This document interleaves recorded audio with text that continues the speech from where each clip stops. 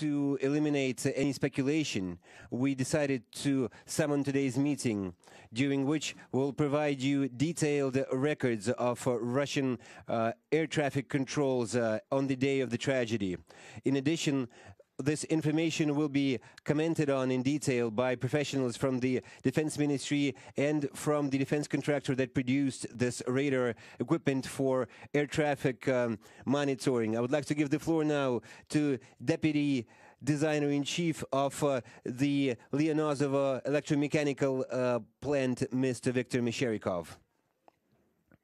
Dear colleagues, before discussing the information of July 17th, 2014, near the Uzdonetsk village in Rostov region, which was recorded by our uusia radar system. I would like to describe the system as such. It includes 3 radars, the primary one, the secondary one, and the friend of foe detector. The secondary radar has a range of no less than 400 kilometers. The primary one no less than 360 kilometers.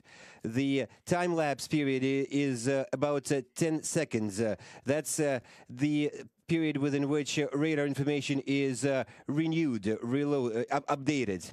I would like to explain to you the difference between the primary and the secondary locators. The primary one is based on processing a signal reflected by the air vehicle, by the aerial vehicle that is being tracked. Reflected, I would like to emphasize. The secondary locator works on the basis of request and answer system. So it's not based on a reflected system, but on a response from the aerial vehicle, from the aircraft, which conveys the number of the flight and the altitude of the vehicle, of the aerial vehicle. Contrary to secondary locator, the primary locator can detect any aerial vehicles in the area and detect their numbers, even if they don't have a responding device on board. At the same time, a primary locator can fail to spot such an aerial vehicle if the distance between the aerial vehicle and the locator changes very slowly. That is, if the radial component of speed is very low for the aerial vehicle. Right now, what you see on the screen is a record of July 17th, 2014, air traffic data. The coordinates are a local grid, and in the center of this picture is where the primary locator was situated, and that is the Rostov region, where the Otyos M station was actually positioned, is stationed. On this screen, you also see the national border between Russia and Ukraine, this orange line. You also see towns and villages close to the crash site. The data from the primary and the secondary radars are put on this map in green and yellow. For the primary locator is green and yellow for the secondary locator. Besides these marks, there are also route marks, which is essentially the program laying the trajectory of the vehicle after processing data incoming from the primary and the secondary locators. On this map, you see data in figures being supplied along the route. The first line is the number of the aircraft. The second line is the altitude of the aerial vehicle, and the third line is its speed, its velocity. The first two parameters were incoming from the aircraft's responding device, and the third line is calculated by the radar system while processing the incoming data. The marks of the primary and the secondary locators and the route marks, to see them separately, you have to look at this map at a greater scale, to zoom into it. And then you see very clearly, very distinctly, the marks from the primary locator, the secondary locator, and the route locator, the route tracker, and these three lines of numerical data that come along with this mark. The routes, which are tracked only using the primary locator, are marked in green on this screen. Routes that are tracked only by the secondary locator are marked in yellow, and routes that are tracked through combined data are marked in light blue. You might have seen these green dots, which don't fall into routes, upon which routes were not drawn. These dots come from meteo phenomena, from climatic impacts. This information usually doesn't go to airlines. They're not used by consumers, so to say. The consumer is the radar center, the air traffic control center located in the city of Rostov-on-Don. Now, as regards flight MH17 on July 17th, 2014, this program will be launched on replay. We will be following this picture step by step, and it will be stopped about a minute before the disintegration of the aircraft of flight MH17. On the screen, you see the trajectory of the Malaysian Boeing. Here it is. Well, let's zoom into it and take a closer look. The aircraft was spotted first by the secondary locator at 404 kilometers at 1300 hours, 130400 hours, and then by the primary locator, by the primary radar. At 362 kilometers away, at 1307 hours, at 1307, and while replaying this record file from the moment of spotting the aircraft and until later on, you don't see any other aerial objects around it in the area of this aircraft. The only exceptions are two civilian aircrafts, 4722 and 1775. Those are their flight numbers. The first of them crossed paths with the flight MH17 a long time before the catastrophe. And the second one is, at the moment of this photo being taken, is about 30 kilometers away from flight MH17. Replaying the file onwards until the moment of the disintegration of the Malaysian Boeing, we see a lack of any other aerial objects close to the Malaysian Boeing, close to flight MH17, meaning there were no other aerial vehicles or objects in the area.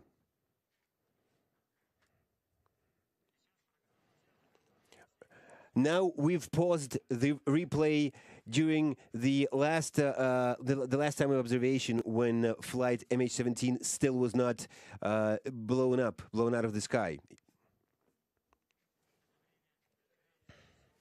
That was 1320. During the next update of air control data, we already see this aircraft being disintegrating.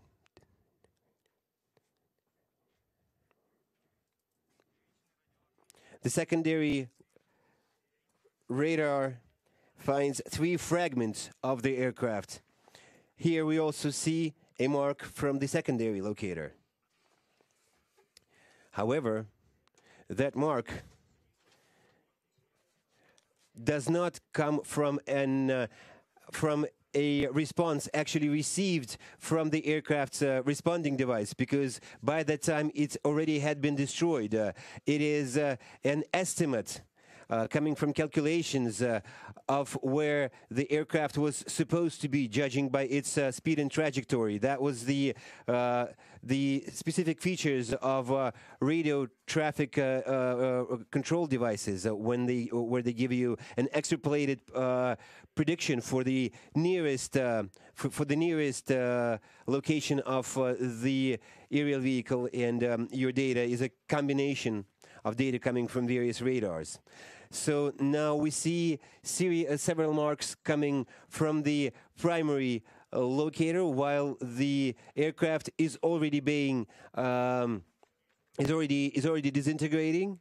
The tracking is continued, but marks are being chosen largely at random, and so it doesn't make a point. There's no point in trying to look at this as a consistent continuation of monitoring.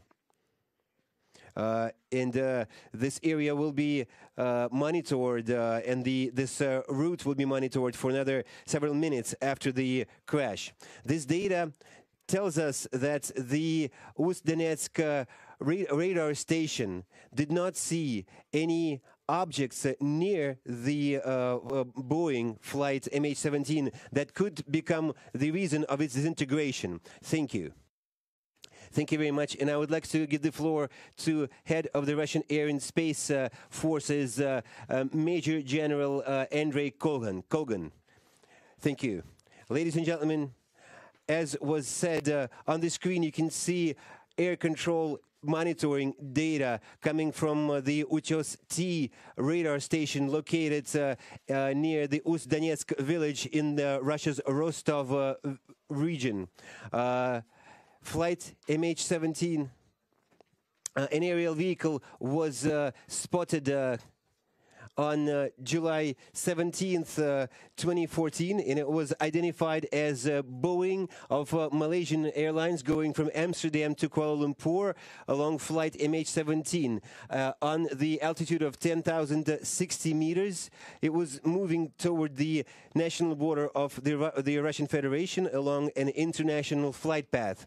This aerial vehicle was tracked consistently on all stages of its flight path up until 1320. We should point out that the radar station also tracked an aerial vehicle, an unmanned aerial vehicle, Orlan 70, that was hovering above the Russian-Ukrainian national border. This UVA, this unmanned aerial vehicle is about 2 meters long, and it's made of component materials that make it very difficult to track and detect by radar stations. Contrary to this Orlan, the Buk missile is about 5.5 meters. It is made of metal. It is much heavier than an unmanned aerial vehicle, and it is much easier to track by radar stations, by radar equipment. At 1320 on July 17th, we see the Malaysian Boeing beginning to disintegrate. In the next 8 minutes, according to the primary locator, we clearly see the catastrophe unfold. That is, the Boeing is crashing.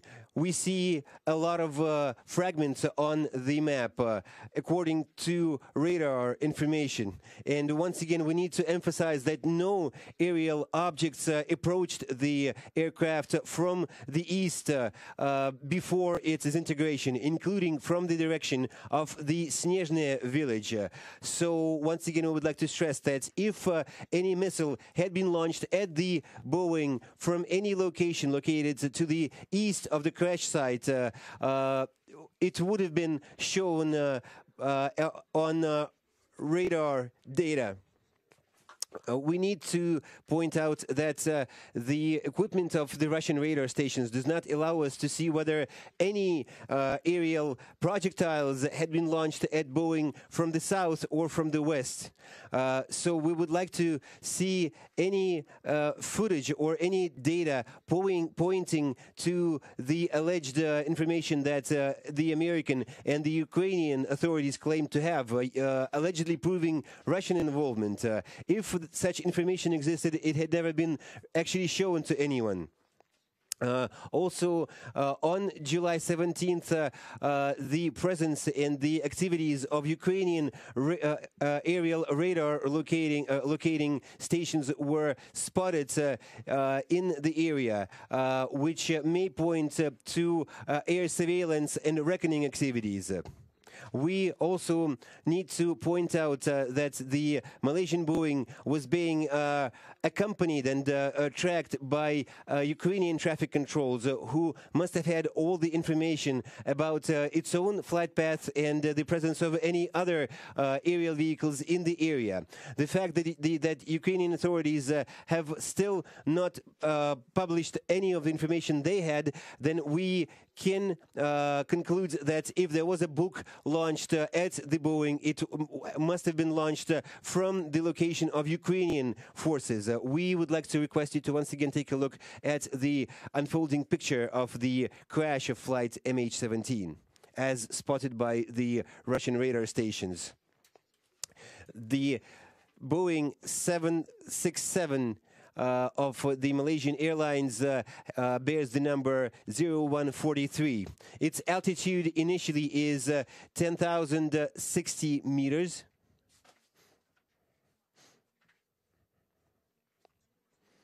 Its speed initially is 909 kilometers per hour. I would like to point out that at the same time we see the presence of an unmanned aerial vehicle, Orlan 10.